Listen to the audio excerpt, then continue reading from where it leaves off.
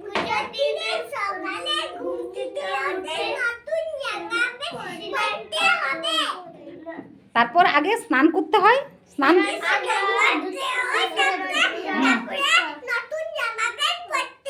তারপর তারপর কি করেছো বলো?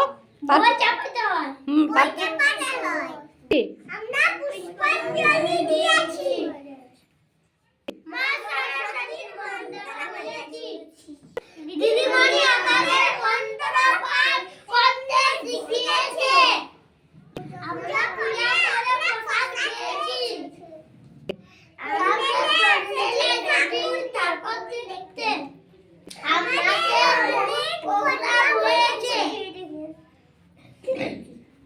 মা সরস্বতীর বাহন কি বলো? মা সরস্বতীর হাতে কি থাকে?